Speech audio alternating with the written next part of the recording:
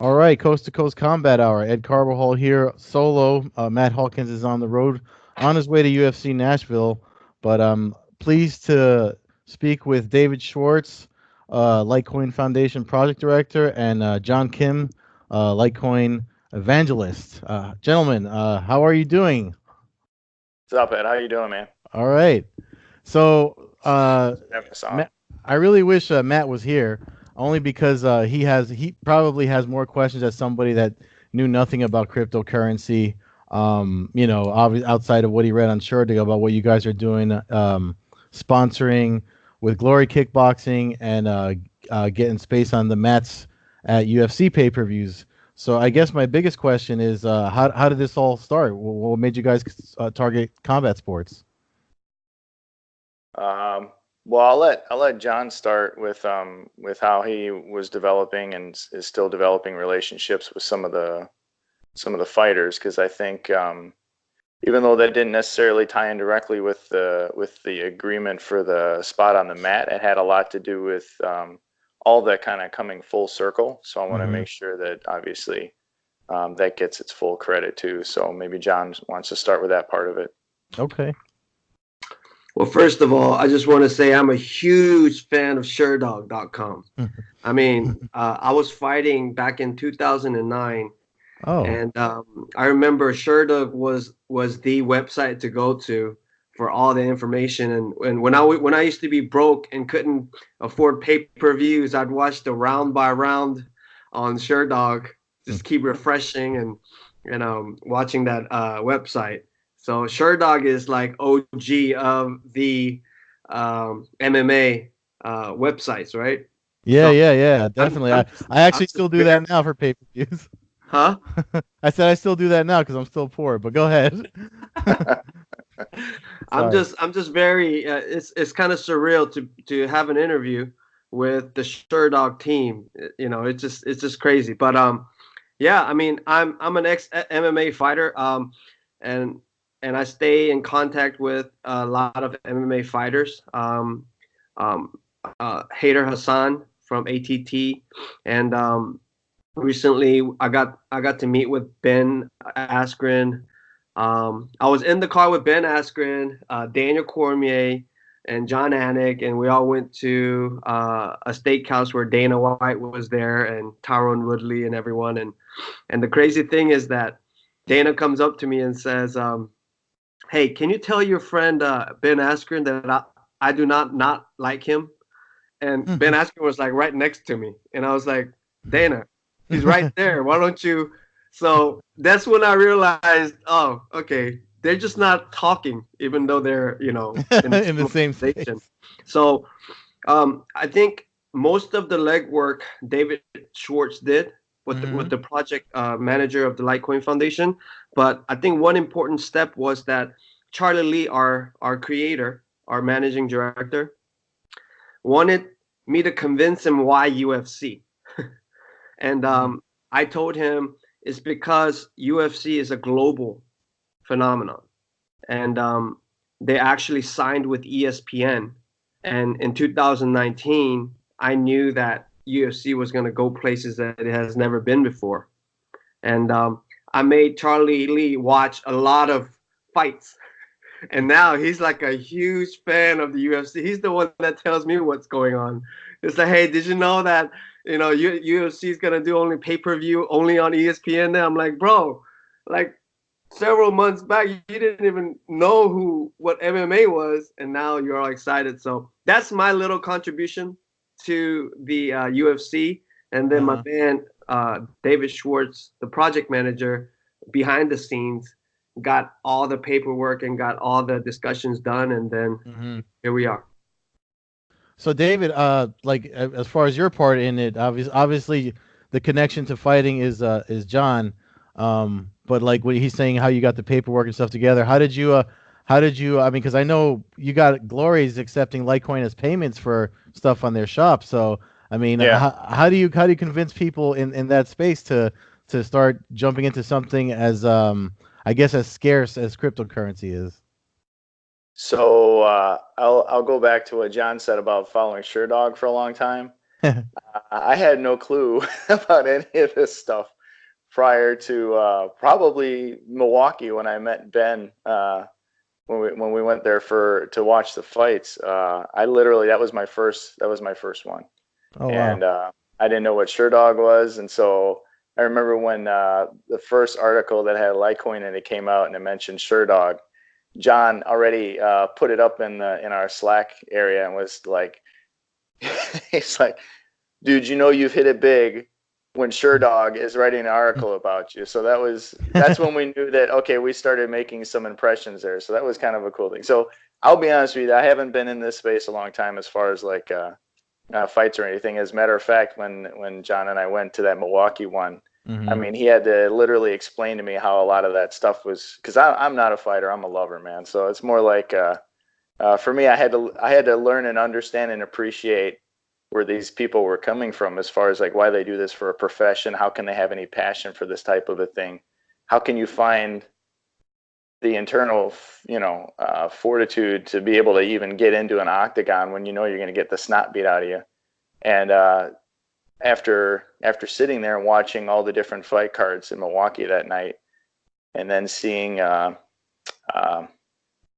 think it was Al Iaquinta who ended up upsetting. I think it was, what was his name? Kevin Lee.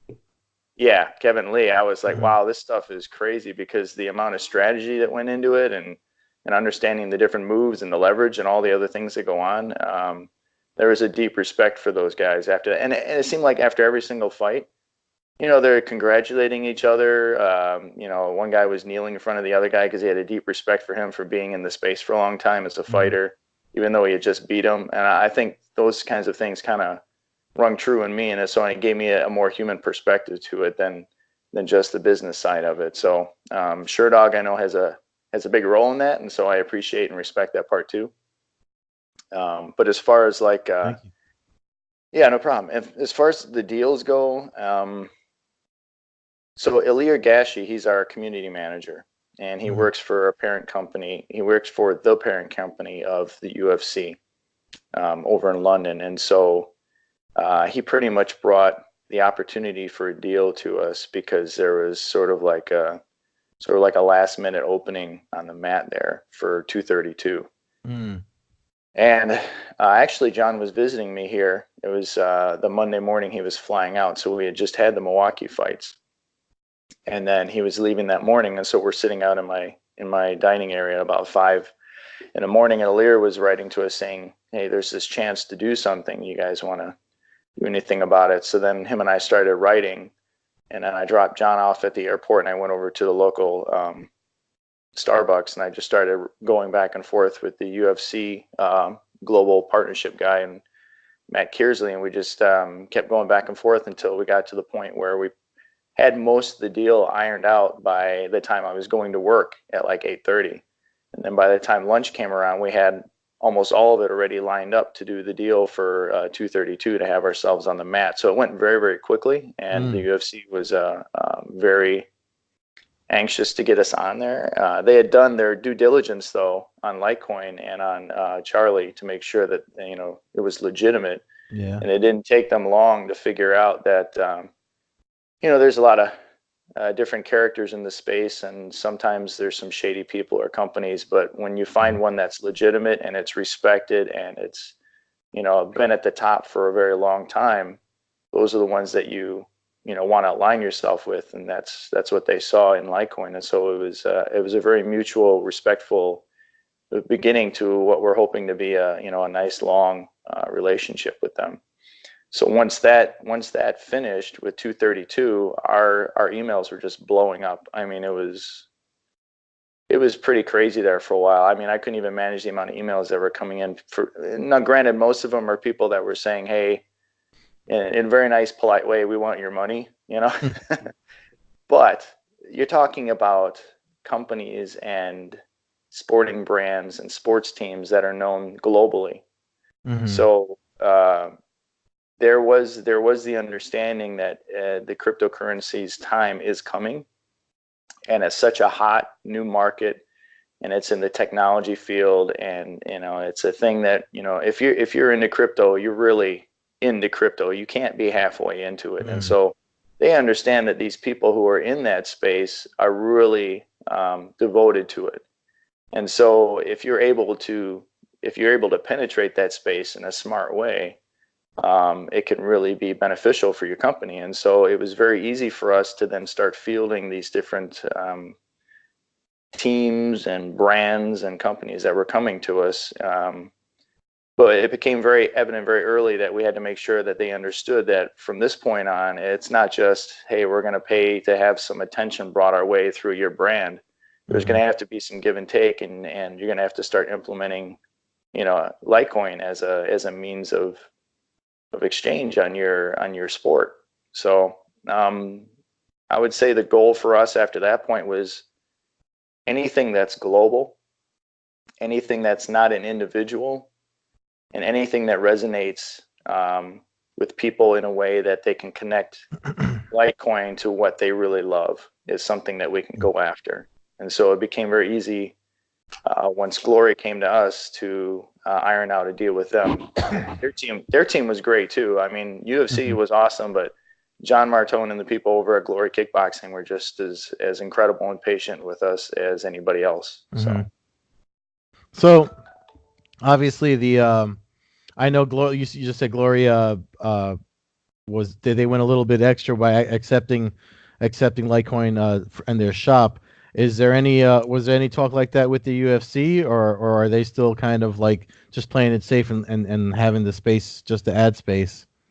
So I think with the UFC, you're talking about a brand that's much more well known than Glory. So Glory is still up and coming, and it's a different type of a combat sport. So it's stand up, right? It doesn't have the same type of. I'll be honest with you, the UFC seems to have a little bit of an issue in getting into some countries just because of the type of combat sport it is. Whereas Glory, there's probably an additional 30 or 40 countries that you can penetrate through them than you can with the UFC. So the strategy with them was a lot different than it is with the UFC. With the UFC, you really have to make sure that you're dotting all the I's and crossing all the T's in a way that is going to end up working for them as well. Because, I mean, in reality, when you're an up-and-coming brand versus a brand that's now established, you look at things differently. And so the UFC can sit back and go, well, we have the Modelas, we have, Monster, we have all these other companies where, I mean, granted, Glory has some of those, but at the same time, they're still trying to establish themselves. And so there's a little more wiggle room there for us than there with the UFC. So talks are still ongoing with the UFC. It's not like they're not, but it takes a little bit more to get through those than it does with one that's maybe a little bit younger. Okay.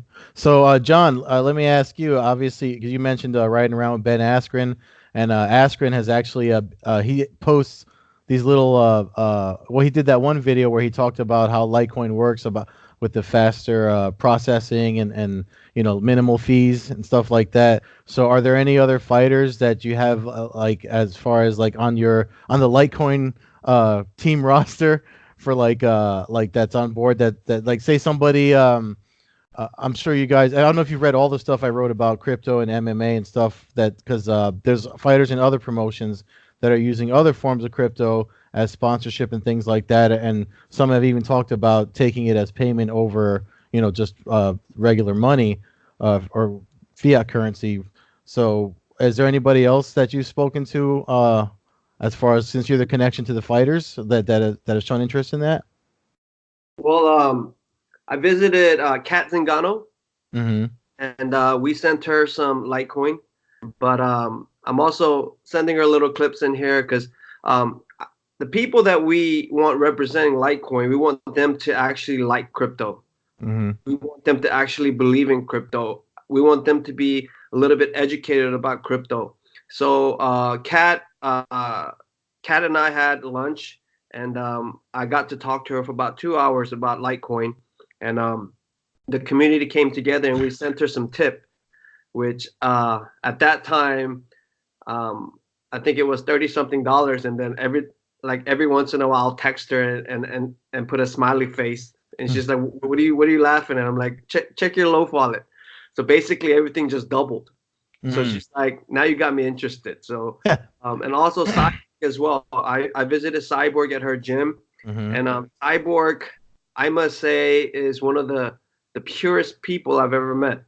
Like, she really is all about helping people. You know, you would never think with the Yeah. name like Cyborg, right? So when I went to go see her, I was kind of nervous, but she's the one that made everything so like beautiful, you know. And then we sent her Litecoin, and we want to work with her in the future. But at the same time, I want to take time to educate her as well. But Ben Askren is a different story. The guy knows his stuff. He has his Mhm. Litecoin in his Trezor in his safe. I mean, he knows Yeah. exactly what he's doing.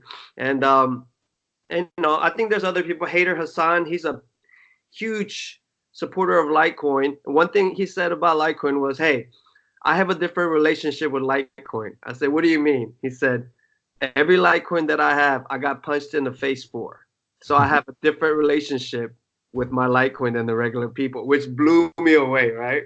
So, but there's other people, I think, you know, that we're trying to bring on board, but Mm-hmm. we don't want it to be someone who's representing Litecoin because they were paid to, Mm-hmm. right? The whole Ben Askren thing didn't happen with money. It happened with friendship. It happened with like us really seeing the world, having a same world view. So we like organic stuff, right? And I know other fighters get paid in Dash or BSV or whatever, but let me ask you something. Who got into UFC first? UFC, they're not stupid.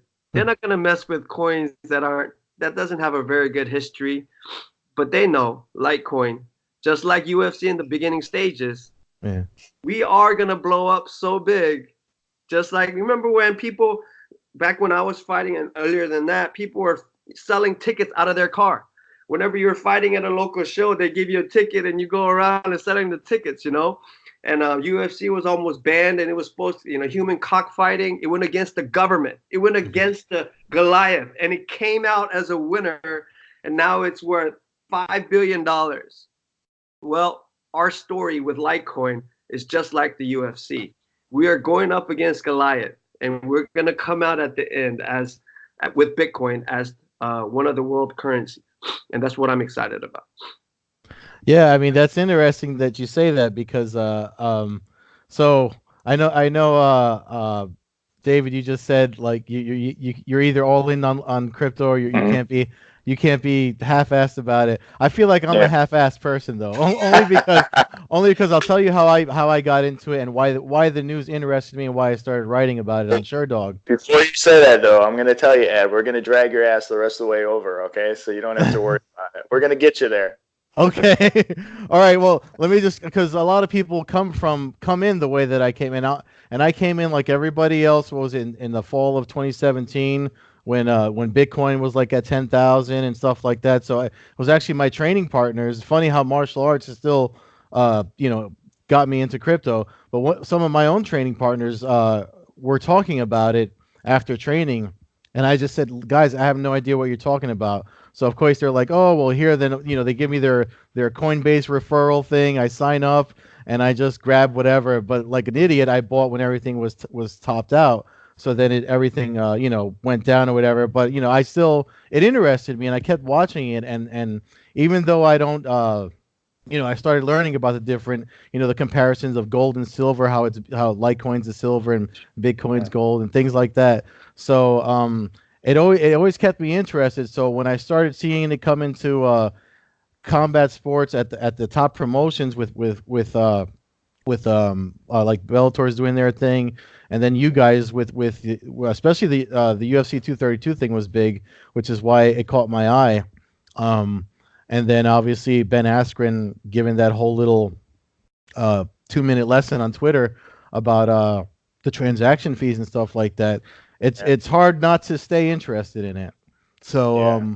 I mean, did you have that happen when you were pitching this in the beginning? Was anyone blank or not educated at all? Oh, you mean like pitching it to companies or Yeah, pitching it yeah. or just to people in general? Not well. Pitching it to companies like when you first obviously you had John helping you with the combat sports connections, and there's Yeah. the fighters involved. But like as far as like executive, did somebody say, "Wait a minute, isn't that internet money or something like that?" Yeah, sure. We've had people talk to us about either, how it's used for, pedophiles and for human trafficking and for purchasing drugs and whatever else. And usually, so over the last, I'd say, year and a half, John and I have been in enough conversations either together or on our own to where it's very easy to then come back with, not in a negative way, but just in a conversational way, let them know, look, honestly, the US dollar gets used more for human trafficking and for prostitution and things, percentage wise, than Bitcoin or any of the other cryptocurrencies all put together do. So not only that, but if you ever wanted to try and utilize it in a way to, like with Bitcoin and Litecoin and a few others, you can tell when some of those cryptocurrencies have been used for that type of a thing, and then they become kind of like earmarked in a way, right? And so it ends up causing issues later on for other people who end up getting those coins. So if you're talking about less than 10% being used within the cryptocurrency world for those types of things, yet when you're talking about dollars that can be stuffed in somebody's wallet, nobody gets to track them anymore, right? How does that compare? Or if you have a dollar that can be recreated over and over and over again just based off of a promise from somebody, how does that match up with something that's done computationally through math and you can never reproduce them? It's completely void of human manipulation. Which would you rather have? Yeah. And so normally we end up having these conversations, at least I do anyway, where it's threefold. I can either talk to you about the technical aspect, I can talk to you about the financial aspect, or I can talk to you about the personal aspect. And you tell me which one resonates with you, and then that's the one what we'll talk about. And then usually they always end up wanting to know about the other two. We always want to engage them in a way that's more whatever's going to trigger them personally, right? So something's always important to somebody. And so for people like Ben Askren, he's more of a libertarian. For him, it's about freedom. It's about somebody not controlling every aspect of his life. For someone who maybe lives more in the financial world, used to be a banker or whatever, I'm going to talk to you more about the financial aspect of it. If it's somebody who's a developer or somebody who's into computers, maybe I start with the developmental or the technological aspect of it. And then they all sort of mesh together after that. So they can come with whatever they want, but honestly, when you're talking about a truth protocol, you got to give them truth when you're talking to them, and that's the way that John and I usually do that. And there's also this lobbying thing, right? The propagandas. When Uber first came around, the taxi industry went nuts, right? And they started posting videos about how Uber drivers were raping and beating up their clients, right? So what that does is they get paid to put out these bad, things that tear down that company, right? Do you remember UFC whenever people said that it was human cockfighting? Yeah. That this had no purpose but for promoters to make money by using humans as human cocks, right? But if you've done jujitsu, if you've done Muay Thai, that this is an art form, right? And what UFC did was over time it proved what they were trying to do. They were probably boxing lobbyists or whoever they were, right? Yeah. And UFC stood firm in the fact that it is a legitimate sport, and it's probably the hardest sport because you have to learn 5 different, martial art craft, right? So I think that the whole thing about Bitcoin and the dark web and all that, I mean, I see it exactly like that. It's just a lobbying. It's just a propaganda from the people that are scared, which are the banks, who Wells Fargo got fined $400 million for making fake accounts. And they got a slap on the wrist. And you know what they do? It's all a numbers game. If I can make 800 million out of doing something unethical, and the fine's only going to be 400 million, I'm still up 400 million, and I'm going to continue to play that game. Does that make sense? Yeah. So what cryptocurrency like Bitcoin and Litecoin does, it shines the light into the darkness and not only brings truth back to money, but it actually exposes the people who are actually like in the dark with a private ledger and have so much power as a centralized organization to edit, remove, censor, And we're trying to remove that power away from a human central organization, and Bitcoin and Litecoin, the Truth Protocol, solves that problem, and they're scared. That's why they're going to say that we're all about dark web and buying illegal stuff with it. So you I don't know if you ever learned this in history class or anything, but way back, like you're talking anywhere from probably 1080 and then going further back. Many times everything was kept on a ledger. So like if you go back and you look in when the Egyptians were at their peak and others, you go back and you look at all these different papyrus and anything else that they've written on where they logged all these things. Everything was kept on a ledger, right? Yeah. It's and I read somebody actually mentioned this kind of in some sort of a way the other day. I can't remember where I read it, but they said that the blockchain now, when you're talking about Bitcoin and Litecoin and some of these others, are technically just like those ledgers from way back then, because they would count everything that was done and they would put it on these ledgers, and then that was the record of everything that happened, right? And so you couldn't go back and say that didn't happen, because they literally recorded everything that would occur, either whether it was in the in the king's palace or whatever. Everything was written down on a ledger, and it's the same thing except it's done mathematically and it's done on computers and it can't be altered. So you're looking at the electronic form of what used to be done thousands of years ago. It's just coming back now after we're realizing that the formats that we're using now for currencies, they just don't work. They can work for a while, but you can't keep it up, especially once they abandoned the gold standard in 71. I mean, that just threw everything into a mess. So really, that was the catalyst for what's happening now today. But let me tell you the simplest way that I tell people. This is all it takes, because it's going to take months to really learn about the blockchain and the distributed ledger system. I just show them my Coinbase, and then I sell my Litecoin, and I show them that it converts into USD and it goes into my bank account. Like last week, I had to sell some Litecoin to pay my bills. So what I'm saying is, I don't care what you say, what anybody says, Litecoin and Bitcoin is money, because you can press a button on Coinbase, it converts into USD and it goes into your bank account and you can spend it. So if I show that portion to anyone that I meet, they realize, oh, okay, this is really money. This really has value. I can actually sell this and buy something from my bank account. So that's step number one, because unless you prove to them that it's real money, they don't have time to listen to you. Yeah. Does that make sense? No. Yeah, it does make sense. 'Cause again, like a lot of people that know nothing about it, usually need to hear that explanation. So hopefully when Matt gets to the UFC Nashville event, he listens to this episode, because I know he had questions that was pretty much the answer to when I mentioned that you guys were coming on. So do you think like who is Matt? Matt's he normally does this podcast. He co-hosts with me. So who's the one that writes on SureDog? That's me. That's you. I like you. I never really listened to the podcast, but yeah. That's the man. That was So you're the man in my eyes, because I read your stuff. But we love you, man. Oh, cool. Thank you.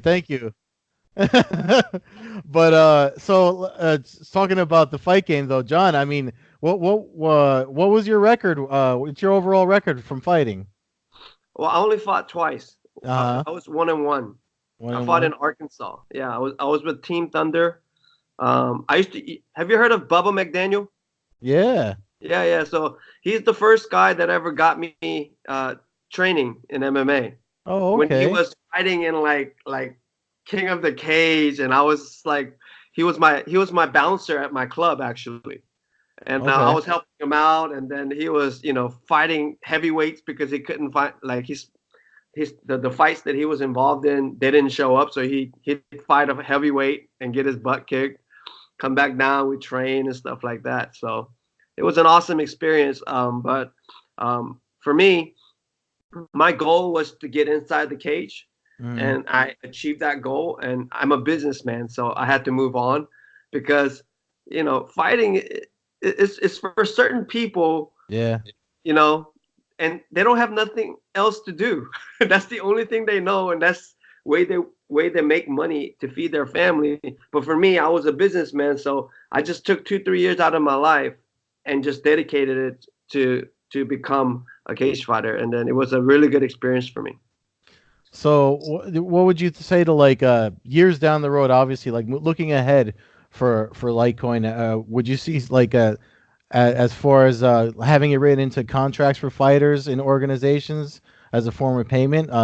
That's something I always speculate on when I started writing about crypto and combat sports, especially when I heard certain camps and certain fighters saying that they'll take it over regular pay traditional. Get your ears open. You may hear something from Ben Askren. You may even hear Ben tell Dana White that he wants to get paid in Litecoin. You never know. Those things have been discussed. I will also add that that is a goal of mine, is to get it on the UFC as a form of payment. Whether that happens through the foundation or otherwise, that's a goal of mine. Yeah, I mean, I honestly think that would probably, if everyone jumps on board and likes it as much as you guys do, and sees all the benefits that you guys are standing behind and talking about, I think that probably, because I'm sure you've all heard about the arguments about fighter pay and all the things that have gone on in the sport for as long as it's been around. I mean, if that's a solution, I've actually closed a couple of my articles with that. If that's a solution to getting fighters, happy financially, and the fans get to see the fights they want to see, then obviously I'd be all for that too. Well, even if it's just a portion, right? Even if it's just a portion of it, yeah, right? It doesn't have to something, right? What was that? Do you see this line? Yeah. Right? You see that line, right? Yeah. So it doesn't matter what happens in between those lines, whether it goes up, down, crazy, okay? But if you look at 2009 when Bitcoin was released to the world, and now the trajectory is this. Mm-hmm. It doesn't matter where you bought. If you hold it like an investment, you're going to win. It has outperformed S&P 500 and every asset class in the world. Bitcoin has. And these are the information no one wants you to hear. No one wants you to know. But if you're a fighter, you probably lost a lot of brain cells, right, from getting hit, right? And you're probably not going to have the best advisors financially around you. Because if you know boxers, they all became broke at the end of their career. So what I'm saying is, why would you not bet on this? Something that a human being cannot control. Why would you invest in something that you have no idea about, that a central organization can manipulate and take from you? So that's my last word for the fighters, Mm-hmm. And you were saying something, David? I'm sorry. Was I? You were saying something, David, before he made the point about what we can hold as far as investing in, or looking at Litecoin for the fighter payment. Intention of trying. Yeah. So I percentage. Honestly, John and I are at the same. We're on the same level. Even if it was just like they took 20% of their pay in Litecoin or Bitcoin, it has the same effect for what John is saying. I mean, when you have a deflationary currency, it has no place to go but up over time, right? So, I mean, think about Litecoin. It's gone up 180% in a bear market over the last 2 months, right? So how do you will never in your lifetime, if you were to invest that same amount of money in a savings account or even stocks or bonds or anything, you will never get that return over a lifetime. So if you're able to do that over when you're looking at the trajectory over time of when Bitcoin or Litecoin was created, and you see how that goes, it gyrates in between there, right? But the overall trajectory of it is phenomenal, and it's not going to go down because there is no inflationary aspect to it. It is deflationary. So just take, for example, this year in Litecoin, we have what's called a halving. So the miners that mine the Litecoin, every 4 years, the reward that they get from mining a block gets cut in half. And then that means that half as many are getting put out into the world every day, right? So in August, that's going to get cut from 25 to 12.5. Litecoin per reward. And so the inflation rate right now for Litecoin is at about 9%. And so by the time August hits and it gets cut in half, that means the inflation gets cut down to 4.5%. And then another 4 years, it's down to 2-point-something%. And it goes down and down until it's at zero, because then there will be no more Litecoin that are created. So if you're spending, let's say, $100 now is probably about 1.7 Litecoin at today's current rate, right? So $100 in 10 years, you're not spending 1.7 Litecoin. You could be spending 0.0017 Litecoin for the same $100, because the dollar has been inflating that entire time, and Litecoin has been deflating that entire time. And so more and more people are using what's only left over from the Litecoin. So instead of using full Litecoins, now they're using a half a Litecoin for the same thing, and then it's a quarter of a Litecoin, and then it's an eighth of a Litecoin. So your value for that Litecoin goes up exponentially just from the deflationary aspect of the coin itself. You'll never get that from a fiat currency, because they're just created, even as the European banks, the European Central Bank even said itself, we create money as we see fit. John, okay, he's coming back on, but they create it as they see fit. So where's the control aspect there? Right. So why wouldn't you want to get some of your pay on something that's going to constantly appreciate over time?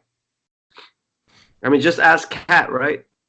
She basically got double their investment. And I used to do stock for like 2-3 years. 10-15% a year is a good return. That's crazy. We're talking about 100% return right now on Kat. Several months. So I'm not saying it's going to keep going up, but I'm saying this is what I told Kat. Hold it. Don't worry about it. Just hold it for your kid. And you're going to see. And I showed her that line. It doesn't matter what people say. Those are all noise. But has it beat every asset class ever? Like S&P 500, whatever you want to see, Bitcoin has beat all those asset classes. So hold it. And I always say, this is not for you only. It's for your kid and your kid's kid. Because the monetary system that we have is corrupted and is manipulated. And back in 2008, there wasn't an option. That's why we had to bail out all the banks, right? Yeah. Now we do. And we are not going to bail out any more banks, because we have an option, and it's called Bitcoin and Litecoin. Cool. So I mean, that's really a lot to absorb.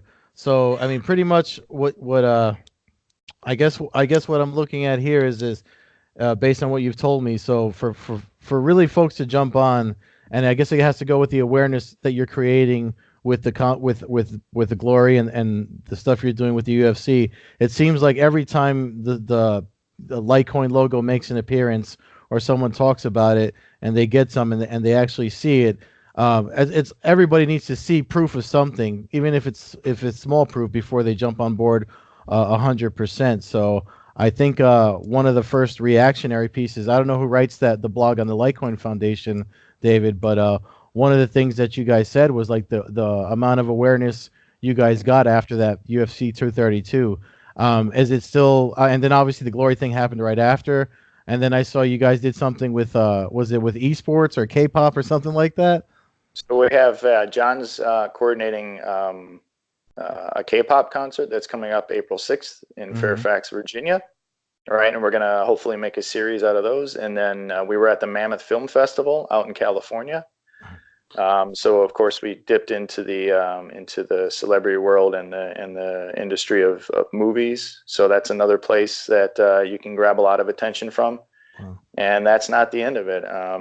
Some of the other things that you mentioned, we'd like to try and get into those as well. So we're trying to hit every aspect of a regular person's life to really. And we're trying to partner with the global people as well, right, David? Like anyone that has to do with the global presence, we want to, be a partner with them, because we know, like, we don't want to just be in America, right? We want Litecoin. Litecoin is made for global currency. So any business that has a global presence, I think that's what David focuses on and targeting those people. Yeah. So So remember how we were just talking about the financial aspect and how it was growing? yeah.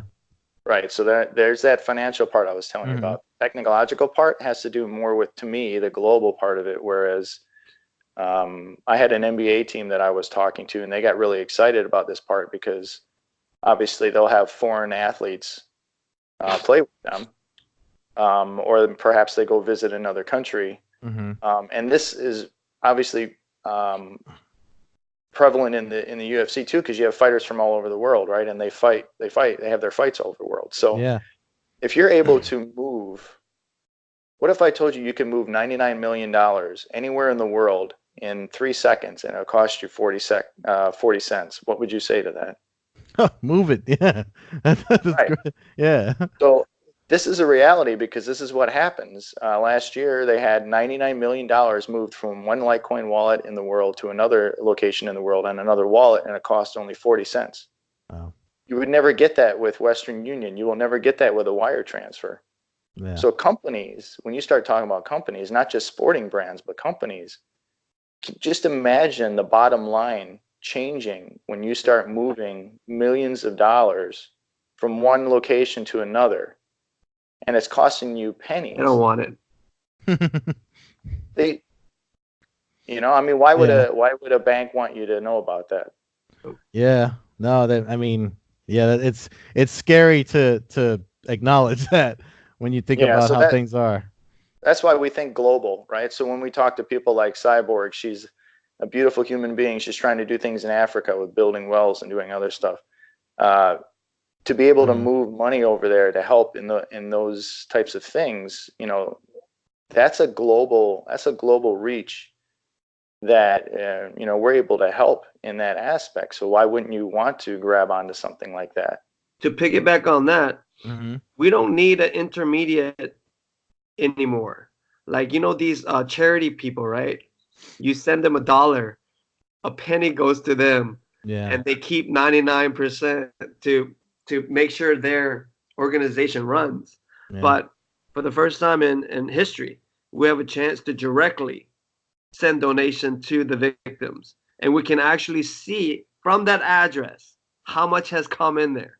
So Wow. people who take money have to announce to the world how many percent they're taking from that wallet instead of privately, right? They Hmm. say we're worth 99% because we have a lot of staff and we're going to give a penny.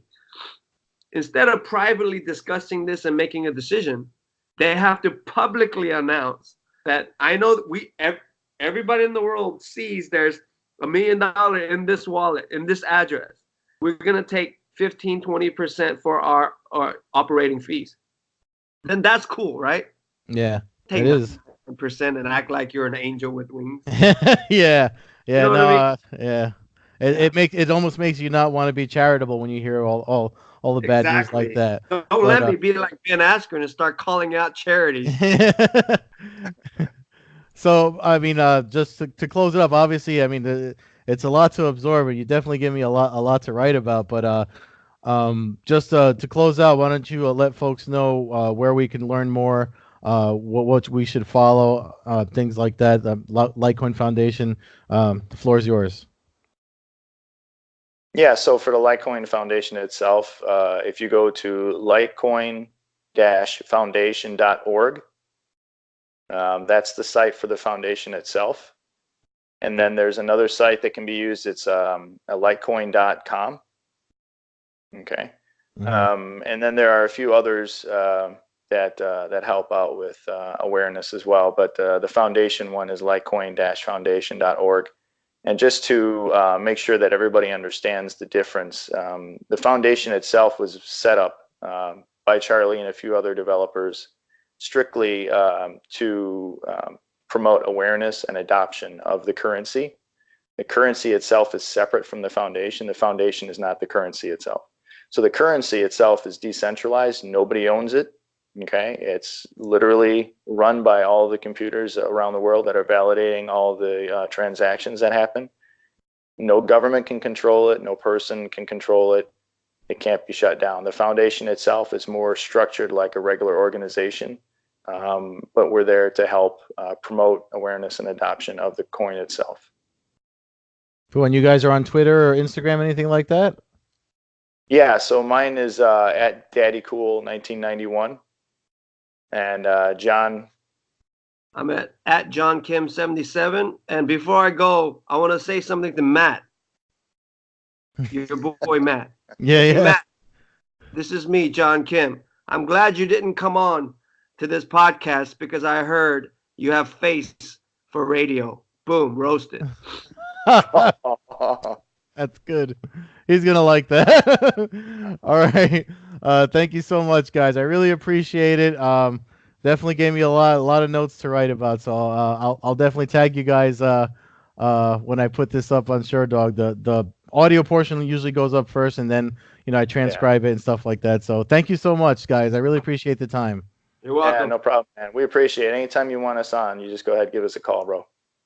Yes, sir. Thanks. Funky. That's All right. cool. See you guys.